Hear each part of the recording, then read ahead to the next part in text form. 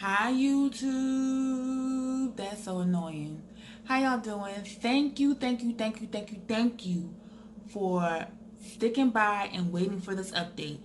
The first 2 weeks of surgery took so much out of me. I was really not able to do anything for y'all and prepare any type of video to give you any kind of update. I would have been missing information. Y'all would have hated me. You would have unsubscribed. You'd be like, this bitch don't know what she's talking about. So I'm here to give you everything that happened. So, surgery day, January 8th. Everything went smooth. My surgery was 7:15 in the morning. Excuse me, I had to arrive at 7:15 in the morning. I went into the OR around a little bit after 8:30 because we were waiting for one of the nurses. He got stuck at the gas station. So he says, I don't know, but he came in, he got dressed and everything. He was real cool. He came in like, so what we doing for you today? I'm like, that's not in the charts. You don't see that it says I'm getting the booty today? So I guess they just want you to keep repeating stuff so that you cognizant of what's going on. So I was like, yeah, I'm getting a booty today. Okay? But before then, they had to they had to give me a pregnancy test just to make sure and clear it out that I'm not pregnant.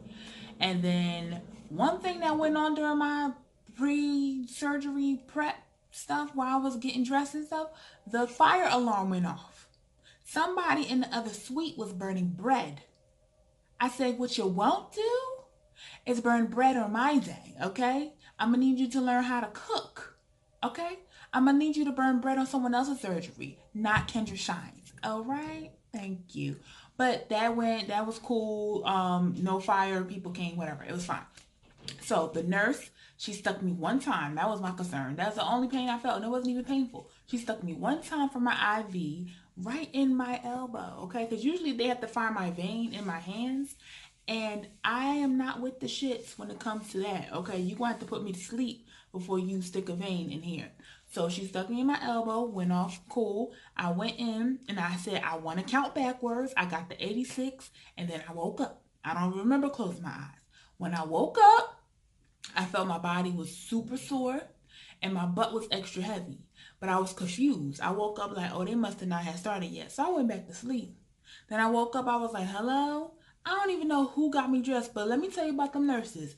They flipped me, not literally, but they basically like, I got out the bed, they put on my jacket, put on my boot, like my boots was already on, my pants was already on, the faja was already on, and they put on my jacket, they put on everything, and they put me in a wheelchair and wheeled me out. I didn't even see who got me dressed.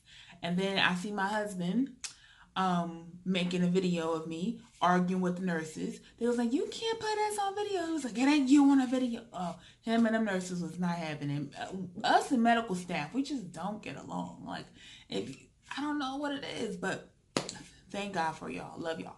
So the ride home was a little bumpy, but it was smooth. The first 2 days, the first day was like I'm still under anesthesia. I don't feel too much. The second day is the worst. The anesthesia. Am I saying it right? If I'm not, whatever. The anesthesia wore off. I feel all the pain. My butt feels extra heavy. Feels extra. I felt extra. I looked crazy. You gonna see. You gonna see. Um, what else? You have to walk 20 minutes for every 2 hours. If not, then blood clots will form and then fluid will retain in your stomach. And you would think that fluid is like soft. No, fluid is feels like hard rocks. I thought it was extra bones they put in my stomach. I said, what are these bones? What are these? They said, that's fluid. I said, why is it hard? It was just good. I'm learning a lot of stuff as time go on. I'm gonna tell you right now, I felt as though I was prepared. I was not prepared. There's so many things about the post-op that you need to know about as far as fluid retention and how to keep that down. You have to continue to always walk around. You have to walk, walk, walk, walk, walk. Not exercise, but walk, walk, walk, walk, walk. And you have to get adjusted to this new way of life and not sitting on your butt, and you get creative with a couple things. And like I said, I have my baby girl who's almost 8 months old, so she requires attention. I couldn't be near her for the first 13 days because I had the drain in me. And when you have the drain in you, you're susceptible to all type of germs. Now you could not have no symptoms, but she could get the symptoms. and I couldn't be near her. So thank God for my mother, who was here almost every day, taking care of her and taking care of my son as well. My husband basically took care of me and took care of the house. So thank God for that. You need a support system. Do not think you could do this at all. Unless you go to a nursing home, not nursing home, the nurse's house, the recovery house, then good, you're taken care of. But if you are doing this at home, you need a support system, especially if you have kids. Like, you need that. I cannot eat for 4 weeks. I'm gonna do a little bit longer because I was tripping. You cannot have no salt, no sugar, no carbs, and you have to be creative because that is the blandest diet. No soda, no nothing. Drink nothing but water, and no bananas and no grapes because they're high in sugar. So I've been eating like a bird, and I'm hungry. I want some ribs, but I cannot. My son likes Oreo cookies. He gets them every day. I'm passing the by, I'm handing them to him, crying. I'm like, just one. But I can't. So it is what it is. Now, what else? The diet is crazy. One thing that helps you keep the fluid down is pineapple juice, and I didn't learn that till later on. So in the beginning, I ate a few things that contain salt. Garlic powder, believe it or not, has a lot of sodium. You cannot have garlic powder. I didn't know that. I thought garlic powder was safe. No, Mrs. Dash and all her dashes and all her cousins, they're safe. But that's the parsley, oregano, basil, stuff like that. You can have that, but you cannot have onion powder or garlic powder. I was upset. So I was tearing that garlic powder up, and then they would have to drain me with a syringe. Literally go on my stomach with a syringe, suck the fluid out, and it would be blood, fluid, all type of stuff, because I think my bulb was a little clogged. When you had the drain, when your drain is in you, you really feel like life is draining out of you. You don't feel happy. The site where the drain is starts to get a little irritated. But baby, when they take that out, I felt like a new bitch. I felt like I could do everything. When they took that drain out, I was able to drive and everything. Now when I drive, I have to sit on a BBL pillow, and you have to sit on your thighs, not your butt. So you got to move it back and sit on your thighs. Then they roll this towel, and I have to put it on my lower back, so I have to levitate. I'm looking big as hell in that car, like a damn giraffe. I have to cut a roof hole, and I cut a hole in the roof of my car just to like stick my neck out. But I'm gonna just be like this out the window, raining all over my face, because I'm tall. I'm 6'1", so it's a hard time really getting in that car. I know I'm looking everywhere in this camera right now because I'm on my camera phone, so don't pay me no mind. You know, I do my videos raw, unedited. Well, at least these videos, I'm not editing much. So that's pretty much what's going on. The first 2 weeks are the worst as far as getting adjusted to life. I couldn't go to the bathroom by myself. I was literally using the bathroom all over myself. Not bowel movement, but bladder, like urine everywhere. Then I had my period. Just recently finished that, so that's another thing. Antibiotics, you have to take so many antibiotics, and I don't know about y'all, but I know some women, when you take a lot of antibiotics, it breaks down, and then boom, yeast infection. So prepare for a yeast infection because you're taking a lot of antibiotics. Oh, this is real, and it's too much to handle. No one told you that. There's nothing out there that really tells you this unless you watch a bunch of YouTube videos. So we need to create something I don't know. We're going to talk about that later. But, yeah, so now I'm about to be 3 weeks. I feel really, really good. Now for my actual surgery, he put 1250 cc's into each butt cheek. He took like 6,100 cc's out of my stomach and my back. And I didn't get anything put into my hips. He said I had hips, and honestly, I'm going for the more big booty athletic look. Not like the big booty, give me hips, fuck me everywhere I walk type look. Granted, I love that. I think it's beautiful, but I just didn't think that was for me. At least not right now. If I wanted to somewhere down the line get some hips, then fine. But I'm 6'1". I have a hip, but I really just wanted that booty. It's not like straight up and down. It's like, you know, a little bit. While you're in recovery, do not care about your hair. Do not get braids. Do not get braids. Because that's going to be the worst. You tight up here, and now everything that's going on, you're going to be 3 times as pissed. Not twice, 3 times. Because twice on the hair. You're going to be like, why the fuck did I do that? And this is tight. And my body hurts. You're not going to want to do that. I really went in with my hair dirty. I wanted to wash it, but I'm natural, and I was like, I'm not doing it. I'm just not doing it. I'm not doing it. So I washed my hair like a week after surgery, and I didn't even wash it good. So I gotta wash it again. I have on this tacky drawstring ponytail because I don't care until I'm fully healed and I'm ready to slay for real, for real. Okay, this makeup is not even what I needed to do. I just did this for the camera, real quick, and to promote the lashes that I'm going to sell very soon. But other than that, I was like, I don't care about appearances. Long as I wash, long as I eat, long as my house is good, when I'm healed, I will slay. So don't get too caught up in that. Postpartum depression. Postpartum depression. Post-operative depression is real. You're going to see your body. When you come off that table, you don't look like an Instagram model. You don't look like some of these other people that might come off the table in Dominican Republic, or I don't know how they really do it in other countries, so let me not even go there. But you're not going to come off the table looking snatched. You're not. It's going to take a while. You have to go through your post-op massages. You have to go through your post-op therapy, everything that's included, in order to get the fluid out, in order to get that body tight, because you just had lipo, so now your skin has to contract back. Now with the booty, your booty has to fluff out. So the butt, the fat that's just been placed in the butt is hard. So it has to soften and it will fluff out in about a couple months. It takes 3 to 6 months to see all the results that you really, really, really, really want and desire. So you have to give it time. But the first 2 weeks, you're going to be like, why did I do this? It's such a mistake. Why did I choose my doctor? But as things start to come along, you're going to be like, ooh, look at that. Look at that. So you have to have patience for this process. You really do. Post-op massages are the devil.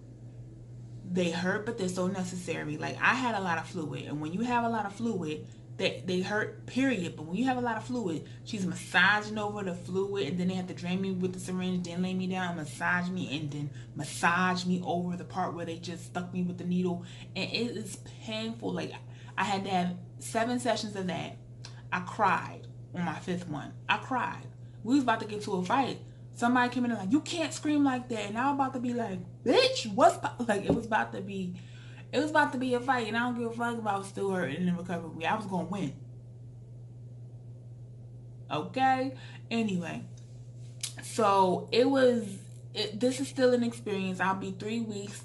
I have a before video of my body. And then I do have some after shots that I really don't know if I want to put that out there just yet, because my butt, like, on the camera looks a little flat. Like, it looks like it was done. It looks a hell of a lot different from the before video, but it just looks like it's a little flat. But when it's in person, it's like it doesn't do it justice, because in person it's like and on camera it's like, it's a little. But even though it looks a little flat, like I said, it has to soften up, and it will fluff out and be bigger. So 1250 cc's is a pretty big butt. It really is. It's a pretty big butt. Yeah. I showed him the picture of what I wanted. He was like, oh, you want to look ridiculous? And I said, yes. What you mean? I got the thighs for it. I want to look like a horse. I want to look like a goddamn stallion in a goddamn sundress. You heard me, doctor? Let's go get me right. Now, I have a lot of stretch marks on my stomach from having the babies. So my roast beef just looks tight. My skin is a little saggy, but I'm doing Carboxy Shots. And Carboxy Shots are shots that help minimize stretch marks, and they help tighten the skin. And they shoot you with a solution. It's basically oxygen to help you minimize the fat, tighten the skin, and minimize the stretch marks. So I'm doing that process now, and I know it works because I did it before the surgery to try to minimize the fat as much as possible, and it worked like a charm. I just had Thanksgiving macaroni and cheese and yams, and it went right back. So you have to be real careful. This is a lifestyle change. This is not nothing to play with. Don't think you're going to get the surgery and go back to eating cheesesteaks, because you'll go right back to having a big old body, fluffy ass back, all that stuff. But I'm doing this the right way. I'm trying to eat right. I'm eating right. I lost a lot of weight. Not even since the surgery, just since having my baby. As I weighed 292 when I gave birth. And now I weigh 234. Yes. My pre-op appointment, I weighed 254. When I went into surgery, I weighed 243. So right now I'm turning into a whole stick. I gotta buy a whole new wardrobe, which I wanted So I'm completely fine. I don't even know if I lost weight in my face, but just a little bit. I can still smile, still got baby cheeks. But this has been an experience, and I just want to thank y'all for sticking by with the update. I will update y'all soon with like a 6-week update because I need to really spread out the difference. At 6 weeks, that's when you can work out. That's when you can sit down on your butt. That's when you can have sex. That's when don't get pregnant. That's when you could do a little bit more. But as far as your faja, which is the garment, you have to wear that for 3 months. 3 months straight for 24 hours. Now, you're not going to really wear it for 24 hours because you have to, shower. And if you do a bowel movement, you got to take it all off. But you're really supposed to wear it for mostly for 24 hours. And then after 3 months, you wear it for 12 hours a day. And after that 6-month mark, then you don't have to wear it no more. So around July, I could stop wearing my faja. Hopefully my booty fluffs out a little bit more like in April. So I'm looking forward to April or a little bit before for the fluff period. I want to see the fluff. So my butt to me looks pretty big now. It's going to be bigger. Now it's not like, Nikki big. But it might turn into Nikki big, which it matches me and my thighs. Like I said, I got stallions. But we'll see. We'll see. Thank you for tuning in. Just thank you for tuning in, and thank you for being patient for the update.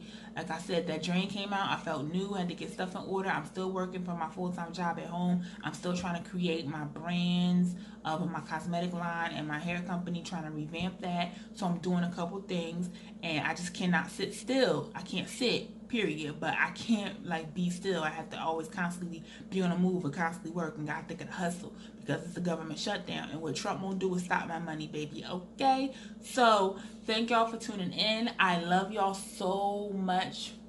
You're wonderful, and get ready for the 6-week update that will be coming soon. But I will be dropping more videos in between that might not have nothing to do with the BBL. Stay tuned for those too. Love y'all. Thank you. Mwah. Don't forget to subscribe and hit that bell, and follow me on Instagram at Kendra Shine Official. Love y'all. Thank you for watching.